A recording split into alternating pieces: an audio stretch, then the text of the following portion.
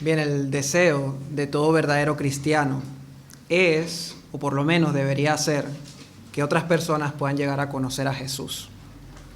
Pero no solamente esto, sino que debe ser nuestro anhelo que Dios nos use a nosotros mismos para que otros puedan llegar a los pies de Cristo. Este es el deseo que hemos visto en el apóstol Juan al escribir este evangelio. En este evangelio, él está haciendo todo lo que está en sus manos para que sus compatriotas judíos, pero también su entorno griego, pueda creer que Jesús es el Cristo, que Jesús es el Hijo de Dios, para que al creer ellos puedan tener vida en su nombre. Y para poder convencerles de ello, Juan ha organizado su evangelio en forma de evidencias. La primera evidencia la vimos en el sermón anterior, donde vimos primeramente el testimonio de Juan el Bautista. El punto de Juan el Apóstol era el siguiente: si los judíos tenían a Juan el Bautista como profeta, entonces tenían que creer sus palabras. Y vimos que sus palabras lo que hacían era dirigir a las personas a Jesús para que creyeran en él como el Mesías. No tenía sentido creer en el Bautista y en su bautismo de arrepentimiento de pecados y no reconocer a Jesús como aquel que perdonaría esos pecados. Pero después de este primer testimonio, Juan va a traer ahora la segunda evidencia. En este caso, el testimonio de los primeros discípulos de Jesús. La confesión de otros judíos que creían en el Dios de Israel, como los destinatarios de esta carta, pero que vieron en Jesús al Mesías prometido. Y como consecuencia de verle así, ellos decidieron seguirle, dejarlo todo atrás y convertirse en sus discípulos. Y ese va a ser el tema del día de hoy. La predicación de hoy se titula Sígueme, ven y ve.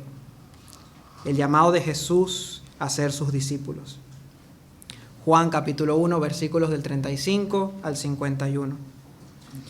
Ya hemos leído todos los versículos y ahora vamos a ir versículo a versículo viendo qué es lo que el Señor quiere decirnos a través de ellos. Pero antes de ello es importante saber que el objetivo del sermón de hoy va a ser observar el encuentro de los primeros discípulos con Jesús y así poder ver qué significa realmente ser su discípulo. Esta vez no tendremos un esquema, sino que veremos 10 características de lo que significa ser un discípulo de Jesús. Comencemos. Lo primero que podemos ver en estos versículos es que un discípulo es alguien que oye de Jesús como el Cordero de Dios. Versículos del 35 al 37. El siguiente día, otra vez estaba Juan y 2 de sus discípulos, y mirando a Jesús que andaba por allí, dijo: He aquí el Cordero de Dios. Le oyeron hablar los 2 discípulos y siguieron a Jesús.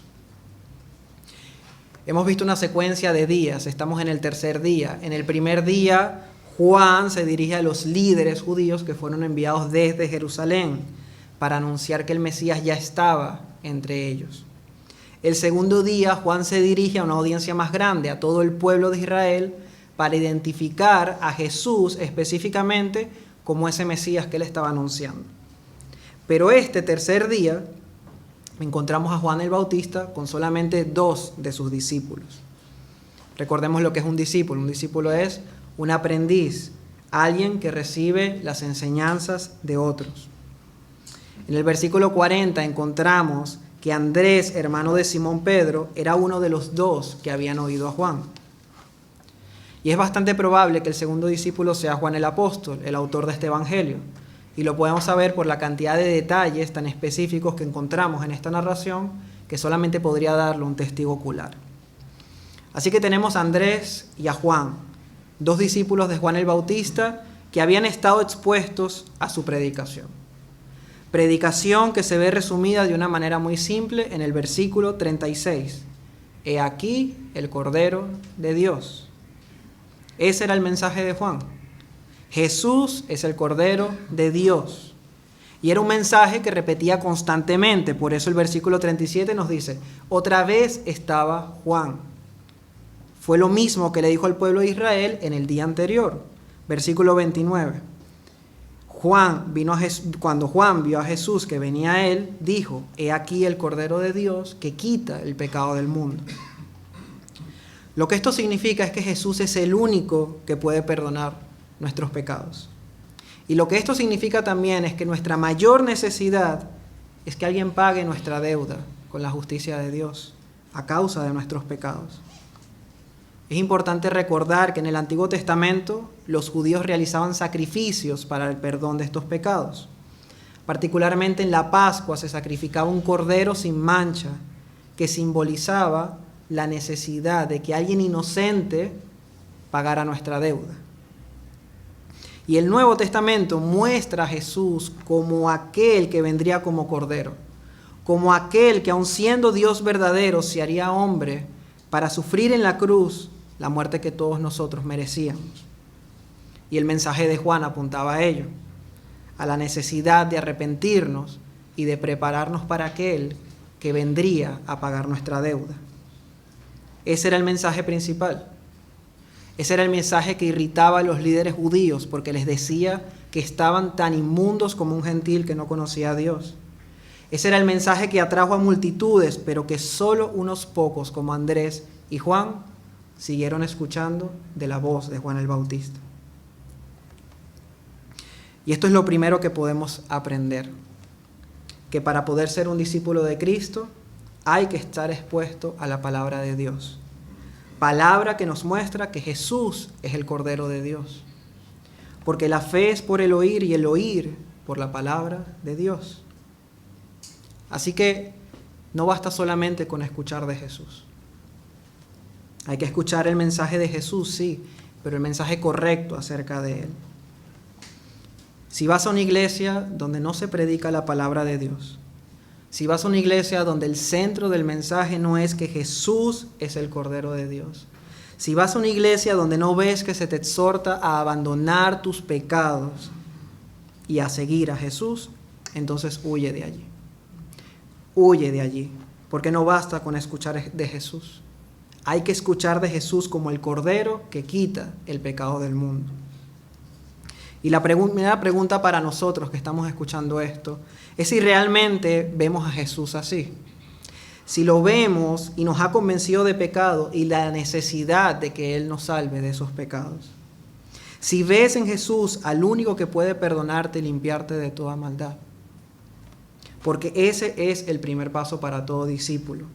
Sin ese primer paso firme, todo lo demás será un fracaso. Si no venimos a Jesús como el Cordero de Dios, arrepentidos por nuestros pecados, todo lo demás que hagamos a partir de allí será un verdadero fracaso. Porque hasta que no entiendas que de tal manera te amó Dios, que ha dado a su Hijo unigénito, para que al creer en Él no te pierdas, sino que tengas vida eterna, no podrás dar el siguiente paso correctamente, que es seguir a Jesús. Es lo que vemos en el versículo 37. Le oyeron hablar a Juan los dos discípulos, consecuencia, siguieron a Jesús. Esa es la secuencia, oír de Jesús, creer en Jesús como el Cordero de Dios, para después seguir a Jesús. Pero no basta con seguirlo. Porque la segunda característica que vemos es que un discípulo verdadero es alguien que sigue a Jesús, pero que lo hace con la motivación correcta. Versículo 38. Y volviéndose Jesús y viendo que le seguían, les dijo: ¿qué buscáis? Andrés y Juan escuchan al Bautista y comienzan a seguir a Jesús. Seguirle significa que fueron tras Él, que se unieron a Él. Pero antes de continuar con el camino, Jesús se voltea y les hace una pregunta. ¿Qué buscáis?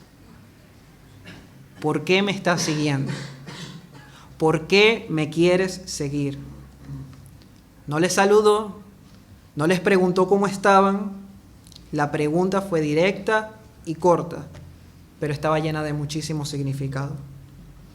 Parece que es una pregunta áspera, pero realmente es una pregunta llena de amor y de compasión. Y nos enseña que para seguir a Jesús, para Jesús no es suficiente con que vayamos tras Él, sino que es suficiente hacerlo con el corazón correcto. Esta pregunta no está diseñada para alejarles de Él, sino para acercarles a Él, para que reflexionen acerca de la motivación de sus corazones. De la misma manera que las preguntas que hacemos desde este púlpito al predicar la palabra, de la misma manera que las preguntas que hacemos en reuniones personales con otros hermanos, son para que como creyentes de Cristo reflexionemos acerca de nuestra relación con Él para ver si realmente estamos en Cristo. Porque no hay nada peor que creer que estamos y no estar. Porque nos llevaremos una tremenda decepción cuando veamos al Señor. Así que es mejor darse cuenta ahora que todavía estamos a tiempo. En la época de Jesús había muchísimas expectativas mesiánicas. Muchos esperaban un Mesías, como lo hemos mencionado muchas veces, un Mesías libertador del Imperio Romano. Ellos simplemente querían que este Mesías les librara de la opresión de Roma, pero para después seguir haciendo lo que les daba la gana con sus vidas. Y hoy en día muchas personas buscan en Jesús a alguien que les libre de su pobreza, que les libre de sus crisis familiares, que les libre de la ansiedad. Pero Juan y Andrés parecen buscar algo diferente a lo que la mayoría de sus compañeros judíos buscaban. Ellos han ido tras Jesús como el Cordero de Dios, que les libraría de la opresión del pecado. Todavía, al igual que nosotros cuando nos convertimos, no entienden completamente la profundidad de eso. Pero lo que sí quieren es conocer más a Jesús. Y eso lo vemos en su respuesta. Y nos muestra que un discípulo no es solamente alguien que sigue a Jesús, sino que también es alguien, tercera característica, que se coloca bajo la autoridad de Jesús. Versículo 38. Ellos le dijeron, Rabí, que traducido es maestro. Rabí, maestro. Hemos estado siguiendo las enseñanzas de Juan el Bautista, pero ahora queremos ser enseñados directamente por ti. Ahora queremos estar bajo tu autoridad. Hemos escuchado de ti de la boca de Juan, pero ahora queremos escucharte a ti personalmente.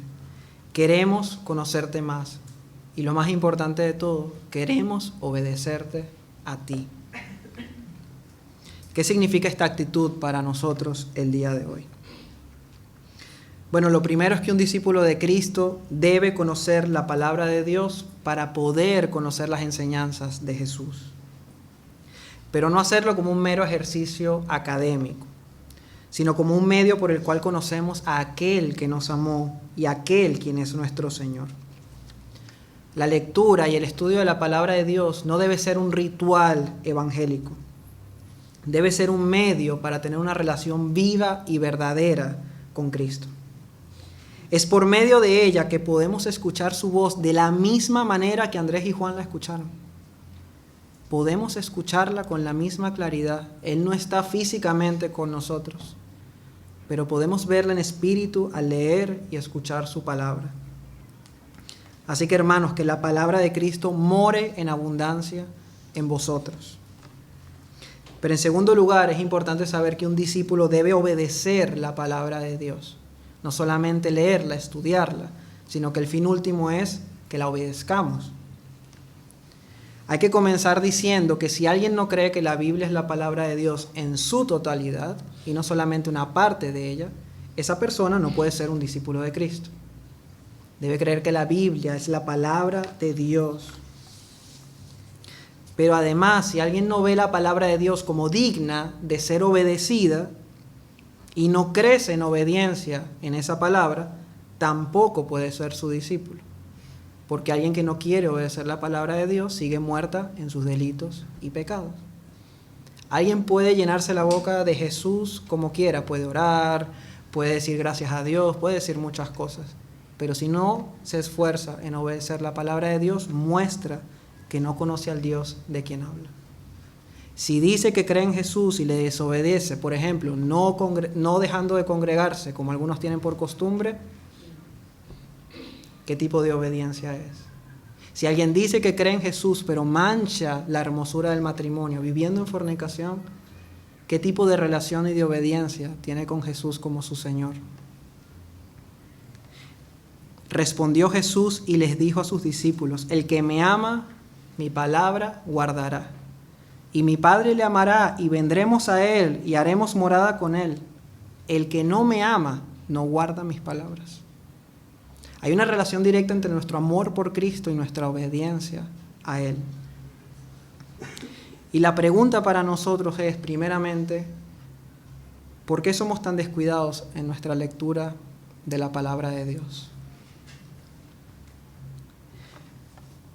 Responde sinceramente, ¿eres un hombre lleno de la palabra? ¿Eres una mujer llena de la palabra de Cristo? ¿Eres un joven que está guardando su palabra día tras día? Porque si no lo hacemos, ¿cómo podremos ser sus discípulos? ¿Cómo podremos crecer en amor por Él para también crecer en nuestra obediencia a Él si ni siquiera escuchamos su voz? Dijo Jesús a los judíos que habían creído en Él, no a gente que no confesaba a Cristo, a judíos que habían creído en Él: si vosotros permanecéis en mi palabra, seréis verdaderamente mis discípulos. Verdaderamente, de verdad. Necesitamos tomar en serio la palabra de Dios. Pero además de eso, necesitamos reconsiderar el tiempo que pasamos con el Señor. Porque Andrés y Juan nos muestran que un discípulo también es alguien, cuarta característica, que pasa tiempo con Jesús.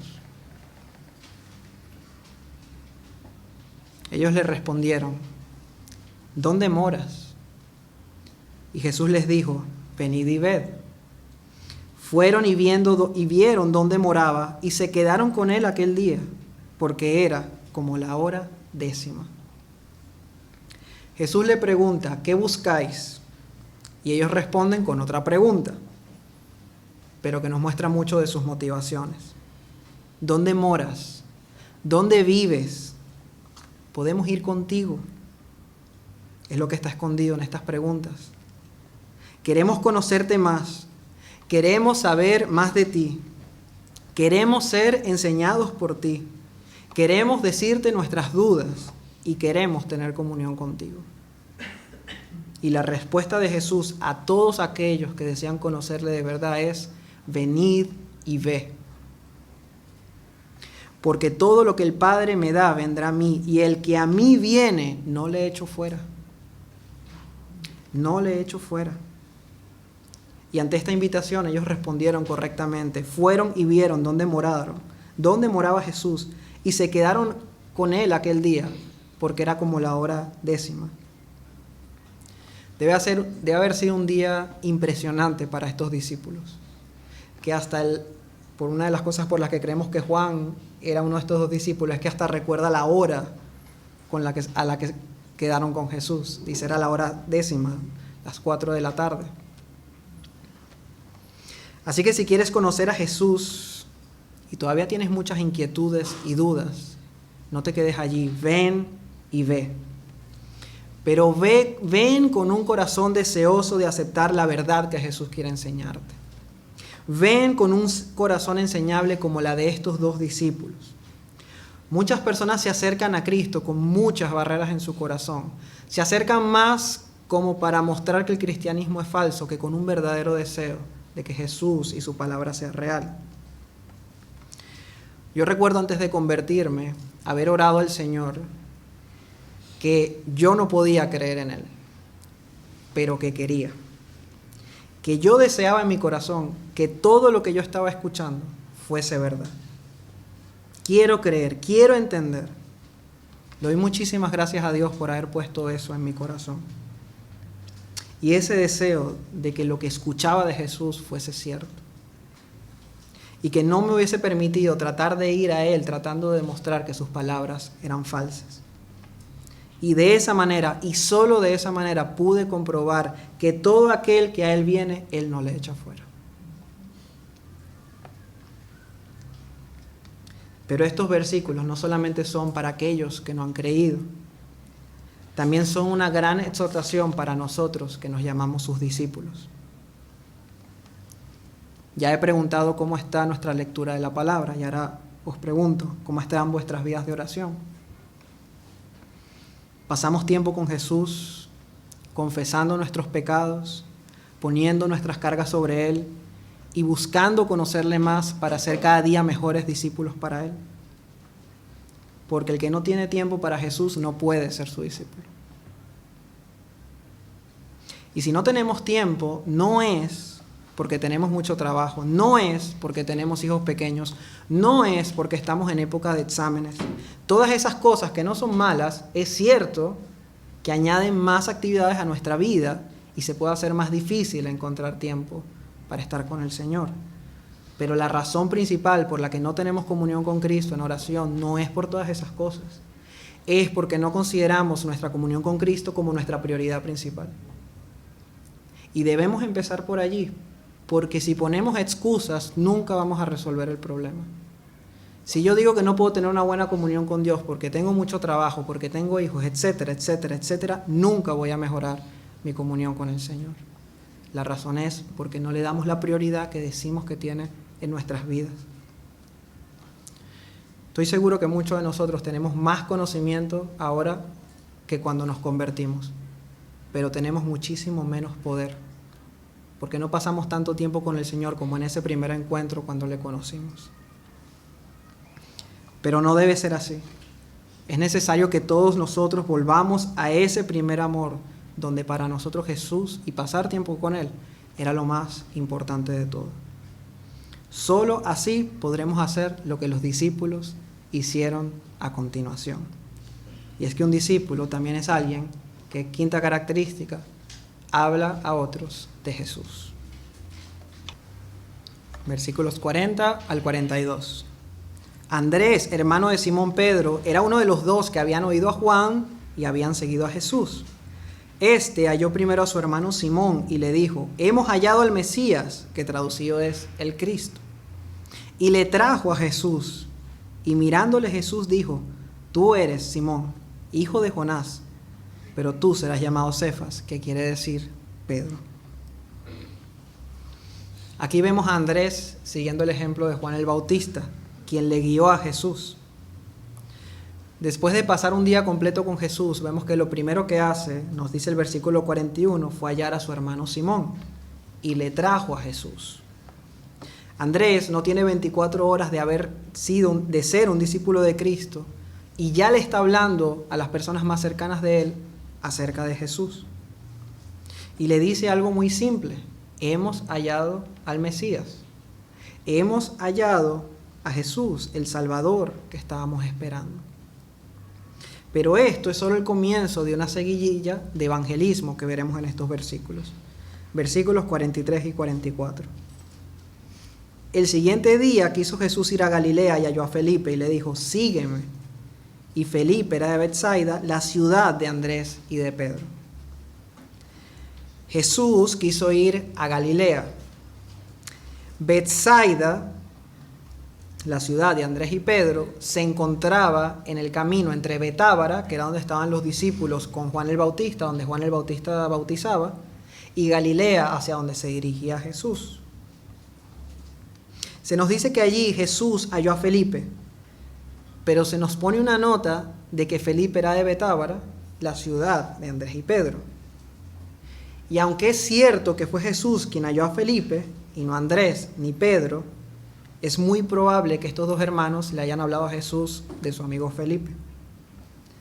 Así que después de ellos mismos se encontraron con Jesús, lo primero que quisieron hacer fue hablarles de Jesús, a Jesús acerca de otros que querían que también le conocieran. Y lo hicieron, y Jesús halló a Felipe. Seguimos, versículos 45 y 46. Y Felipe halló a Natanael y le dijo: hemos hallado a aquel de quien escribió Moisés en la ley, así como los profetas, a Jesús, el hijo de José de Nazaret. Natanael le dijo: ¿de Nazaret puede salir algo bueno? Y le dijo Felipe: ven y ve. Felipe se une al grupo de Jesús, Andrés y Juan. Y al llegar a Galilea, lo primero que hace, al igual que Andrés, es hallar a Natanael, que era de esa ciudad. Lo vemos en Juan 21:2. Natanael era de Caná de Galilea. y le evangeliza diciéndole: hemos hallado a aquel de quien escribieron Moisés y los profetas. Y ese es Jesús, el hijo de José, un carpintero de Nazaret. Delante de la población de Jerusalén, los galileos eran vistos como un pueblo insignificante. Pero delante de los galileos, Nazaret era visto como un pueblo más insignificante aún. O sea que Nazaret era lo peor de lo peor. Por eso la reacción de Natanael, dudando. ¿Me estás diciendo que el Mesías prometido viene de Nazaret? ¿Y qué hace Felipe ante sus dudas? Ven y ve. Si no me crees, descúbrelo por ti mismo. De estos 3 testimonios evangelísticos podemos sacar aplicaciones para nosotros. Primero, que el reino de Dios avanza de una manera increíble. Discípulos que hacen discípulos. Uno a uno, unos compartiendo con otros acerca de quién es Jesús y lo que ha hecho para salvarnos. Y si realmente somos discípulos del Señor, nos esforzaremos para alcanzar a otros para que también sean sus discípulos. En segundo lugar, aprendemos que hay distintas maneras en las que podemos evangelizar. Por ejemplo, Juan el Bautista lo hizo a través de la predicación de la palabra públicamente, pero también lo hizo por medio de la enseñanza a 2 discípulos en privado. Andrés, por su parte, se encargó de hablarle a una persona cercana, a su hermano Simón. Ahora, Andrés no llegó a tener el reconocimiento que Simón, que ahora conocemos como Pedro, sí tuvo. Tanto es así que Andrés es conocido en este evangelio como Andrés, el hermano de Simón Pedro. Pedro sí era conocido, pero Andrés era en esa época un don nadie. Y sin embargo, Dios lo usó para traer a Jesús, a aquel que Jesús convertiría en una piedra fuerte. Por eso le cambió el nombre de Simón a Pedro, que significa piedra. Y aquel que convirtió en uno de los pilares del inicio de la iglesia, a quien utilizó Dios para que en una sola predicación más de 3,000 se convirtieran. Andrés no es muy conocido, pero contribuyó grandemente al avance del reino de Dios. No todos tenemos un ministerio como Juan el Bautista. No todos pueden predicar la palabra como Pedro, pero todos podemos seguir el ejemplo de Andrés, de este discípulo que hizo lo que estuvo en sus manos para alcanzar a quien tenía cerca para que conociera a Jesús. Vemos también que junto a Pedro, Andrés participó en alcanzar a Felipe. Esta vez no lo hizo directamente, pero sí hablándole a Jesús acerca de Felipe, que era de su misma ciudad. Y estas son las preguntas para nosotros. ¿Hay este sentir y deseo de alcanzar a otros para Jesús? ¿Estamos hablándole a otros de Él como hizo Andrés con Pedro?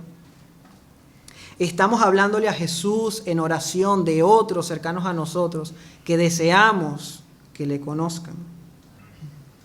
Porque una marca de un verdadero discípulo es que desea que otros conozcan a su Señor y Salvador. Finalmente, vemos el testimonio de Felipe, quien halla a Natanael. Pero esta vez Natanael es un poco más reacio y duda, y no cree que el Salvador era un humilde carpintero de Nazaret. Pero ante la duda, Felipe no entra en pánico, tampoco se enfrenta con Natanael, sino que le hace una invitación a verlo por sí mismo. Así como nosotros debemos finalmente guiar a todo el que nos escucha. Y si no están convencidos de lo que estamos diciendo, y si tienen dudas, y si están rechazando la palabra de Dios, invítalos a que ellos mismos lo vean leyendo las Escrituras. Que ellos mismos vean en las Escrituras que Jesús realmente es el Hijo de Dios. Ve y ve, si no me crees. Continuamos con la sexta característica. Un discípulo es alguien que ha sido hallado por Jesús. Muchos de nosotros, cuando comenzamos nuestra vida cristiana y recién nos convertimos, creemos que hemos sido nosotros quienes hemos hallado a Jesús. Como Andrés, cuando le dijo a Pedro, hemos hallado al Mesías. O Felipe, cuando le dijo a Natanael, hemos hallado a aquel de quien escribió Moisés. En otras ocasiones creemos que hemos llegado a la fe por el testimonio de otros, por otros que nos hallaron, como Andrés, que halló a su hermano Simón Pedro, o como Felipe, que halló a Natanael. Pero estos versículos nos recuerdan que en última instancia fuimos hallados por Jesús. Comenta el pastor John MacArthur acerca de estos versículos que es cierto que en este proceso de salvación hay 3 personas que buscan. Hay un alma que está buscando. Hay un cristiano que está buscando a otros para que se conviertan. Pero en última instancia es Jesús quien nos está buscando. Hay un Salvador que nos está buscando. Éramos nosotros quienes estábamos perdidos, no Él. Por lo tanto, al pasar el tiempo, un discípulo reflexiona acerca de su conversión y puede decir con total libertad: Jesús me halló cuando yo estaba muerto en mis delitos y pecados. Porque como está escrito, no hay justo ni aun uno, no hay quien entienda, no hay quien busque a Dios. Fue Él quien puso en mí tanto el querer como el hacer. Fue Él quien me volvió a buscarle. Fue Él quien puso a esa persona a compartirme el Evangelio. Fue Él quien me halló. Por eso toda la gloria es para Él. Pero hay algo más que es interesante en que Jesús nos halla. Y es el tipo de personas a quien Jesús halla. No vemos a nadie de la delegación de Jerusalén que vino a interrogar a Juan. Nadie de los líderes judíos. Vemos a Andrés, a Pedro y a Felipe, de la ciudad de Betsaida, un pueblo humilde de pescadores. Vemos a Natanael, de la insignificante ciudad de Caná de Galilea. Vemos a un grupo de personas encabezadas por aquel que, siendo Dios verdadero, vivía en la ciudad insignificante de Nazaret. Y es que el reino de Dios no es como el reino de este mundo, que necesitas ser importante para poder ser aceptado, sino que el reino de Dios está lleno de personas insignificantes, pero que son importantes para Dios. Era muy importante para los destinatarios de esta carta entender este principio, porque ellos podían pensar, bueno, si ninguno de nuestros líderes religiosos, que son las eminencias, que conocen las Escrituras, si ningún gobernante, si ninguna persona de alta posición cree que Jesús es el Cristo, entonces deben estar en lo correcto, porque yo tendría que creer en Jesús. Y eso mismo sucedía en la época de Jesús con los judíos.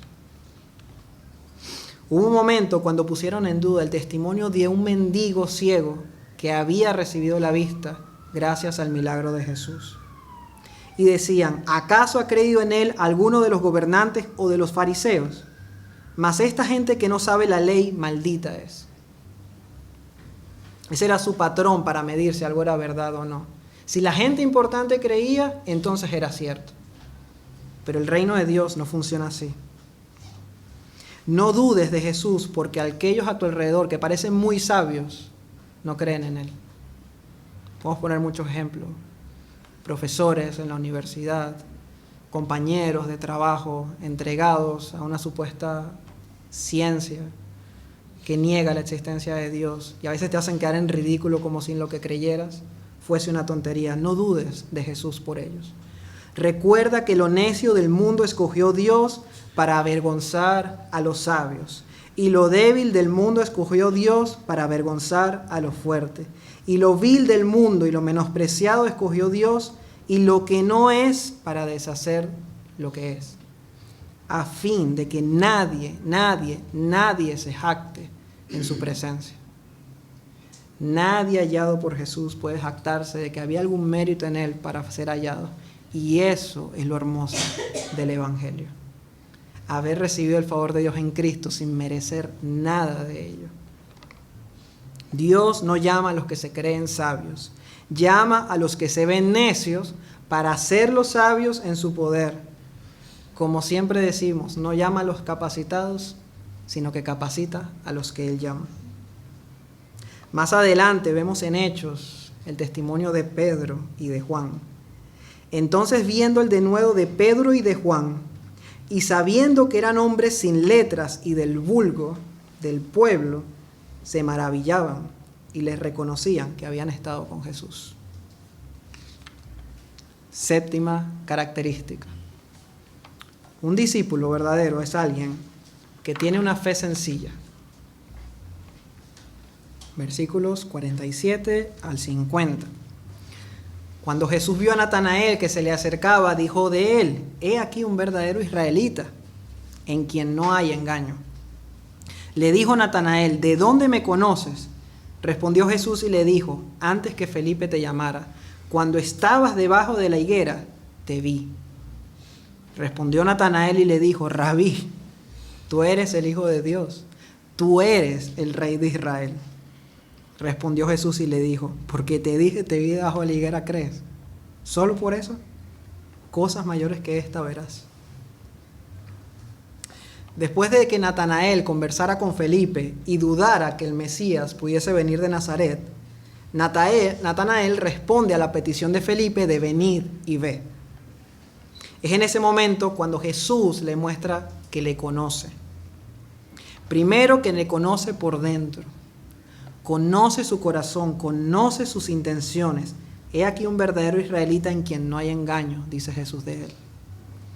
Jesús no está diciendo que Natanael es sin pecado, sino que su corazón es íntegro. Que su corazón realmente buscaba un Mesías que limpiara su corazón.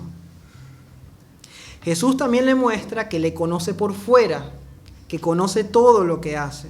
Antes que Felipe te llamara, cuando estabas debajo de la higuera, te vi. Y esta demostración de la omnisciencia de Jesús fue todo lo que Natanael necesitó para creer en él. Rabí, tú eres el Hijo de Dios. Tú eres el Rey de Israel. ¿Pueden darse cuenta que Natanael no necesitó de ningún milagro? Le bastó con ver los atributos de Dios reflejados en Jesús. No vino a Jesús por lo que podía obtener de él de una manera egoísta. No vino a Jesús porque Jesús le ofreció algo. No vino buscando salud, prosperidad o soluciones a sus problemas. Vino a Jesús por lo que Jesús es: Dios verdadero hecho hombre y el Salvador prometido. Esto demuestra lo que Jesús decía de él, que era un verdadero israelita, que buscaba a Dios de una manera honesta. Su fe era sencilla, no requería de grandes demostraciones de poder. Y este mismo patrón lo vemos en los demás discípulos, no solo en Natanael, en Juan, en Andrés, Pedro y Felipe. Todos ellos, de una u otra manera, han confesado a Jesús como el Mesías, pero ellos nunca han visto un milagro de Jesús. Ninguno. Eso vendría después, cuando el primer milagro ocurriría en las bodas en Caná de Galilea, que es lo que veremos en el siguiente capítulo. Pero qué importante enseñanza es ver a un grupo de judíos creyendo sin haber visto un solo milagro. Y es que su fe estaba fundamentada en algo que era muchísimo más fuerte que eso. Octava característica: un discípulo es alguien que tiene una fe firme, firme en toda la palabra de Dios.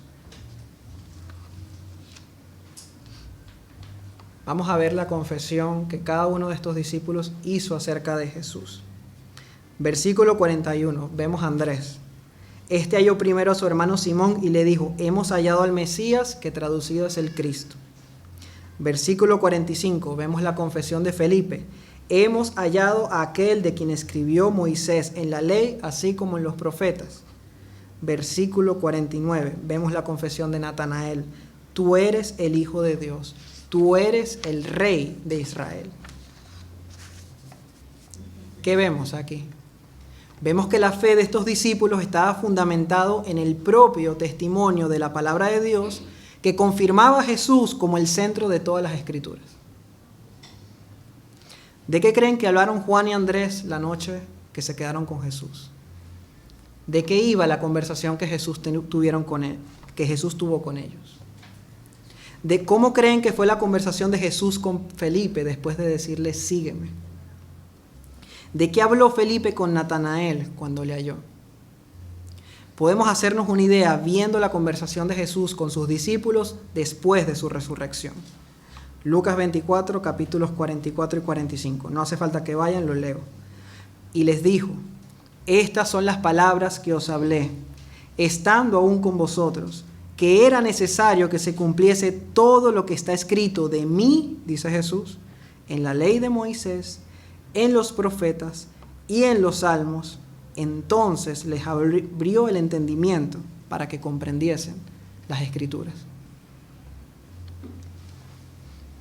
Así que vemos a este grupo de discípulos creyendo en Jesús como aquel a quien apunta toda la Escritura.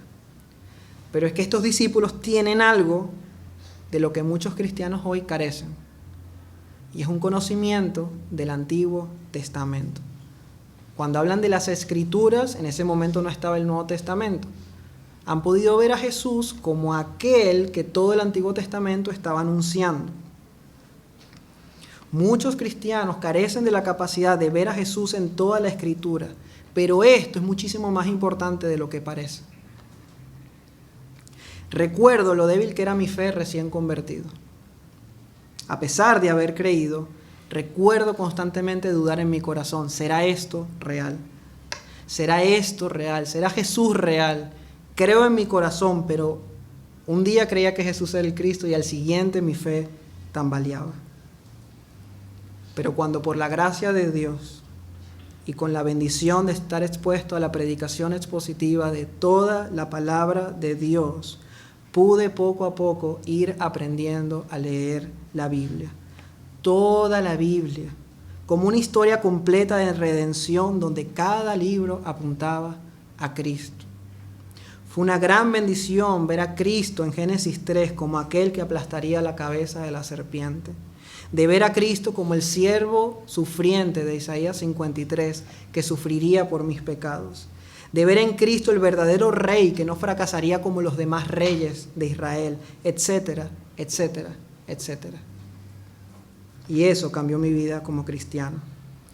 Muchas dudas que tenía desaparecieron porque era evidencia tras evidencia a mi alma de que la Biblia es la palabra de Dios y de que Jesús era Señor y Salvador. Pero el problema que tenemos en la mayoría de los cristianos es que no pueden fundamentar su fe en todas las Escrituras. Por una parte, porque muchos andan buscando señales y milagros y están centrados en su propio egoísmo. Por otra parte, debido a la pobre predicación de la palabra que vemos en muchas iglesias. La labor de la iglesia es mostrar que Jesús es el Cristo. Mostrar por medio de las Escrituras que Jesús es el Mesías prometido y que Él es el cumplimiento del plan de Dios desde la eternidad para salvar al hombre de sus pecados. La labor de la iglesia no es motivar, no es traer discursos motivacionales. ¿De qué le sirve un discurso motivacional a un cristiano si no conoce a Cristo y a las Escrituras? Su fe se va a tambalear. Va a ser un cristiano débil en el mejor de los casos. Necesitamos toda la palabra de Dios. Necesitamos aprender a entender cada cristiano personalmente, especialmente como evangélicos que nos jactamos de tener la palabra de Dios en el centro, conocer toda la palabra de Dios. Pero el mayor problema, la mayor razón por la que no lo conocemos es porque no se le dedica suficiente tiempo e importancia al estudio de la palabra de Dios, consecutiva, personal y de una manera reflexiva. Pero ay si un cristiano se toma en serio la palabra de Dios. Va a encontrar la firmeza que necesita para vivir la vida cristiana como Dios quiere. Podrá poner sus ojos constantemente en Jesús a pesar de las tentaciones y de las dificultades de la vida. Y su fe estará fundamentada en algo mucho más glorioso y seguro que emociones, experiencias o milagros. ¿Con qué limpiará el joven su camino? Con guardar tu palabra. Los jóvenes que suelen estar bastante despistados, ¿quieres vivir para la gloria de Dios? Estudia la palabra de Dios. Guarda su palabra en tu corazón. Aprovecha el tiempo que tienes ahora. Estudia la palabra de Dios con todas tus fuerzas y con todo tu corazón. Novena característica. Nos vamos acercando al final. Un discípulo es alguien que verá grandes cosas. Digo lo de los jóvenes porque muchas veces ponemos esta excusa. No, es que la edad, por eso se alejan del Señor. No. Estudia la palabra de Dios si realmente eres un discípulo de Jesús. Tengas 10, 15, 20, 25 años. Estudia la palabra de Dios y vas a ver cómo podrás vencer a este mundo y a su sistema de valores que trata de alejarte del Señor. Un discípulo verá grandes cosas. Versículos 50 y 51. Respondió Jesús y le dijo: porque te dije, te vi debajo de la higuera, ¿crees? Cosas mayores que estas verás.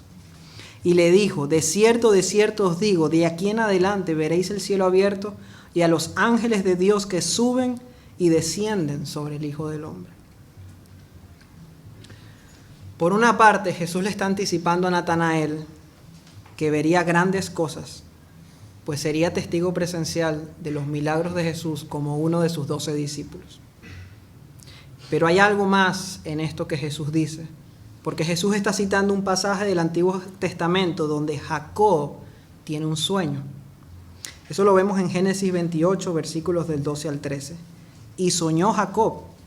Jacob es quien se convertiría en el futuro en Israel, de donde nacería la nación de Israel. Y soñó, y he aquí una escalera que estaba apoyada en tierra, y su extremo tocaba en el cielo.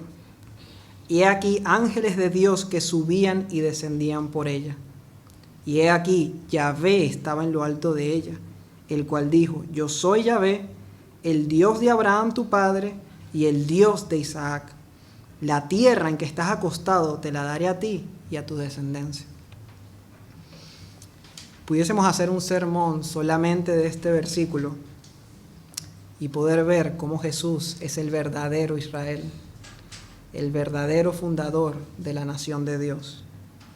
Pero el punto importante es el siguiente: Natanael verá grandes cosas. Natanael le dice a Jesús: vas a ver algo mayor que mi omnisciencia.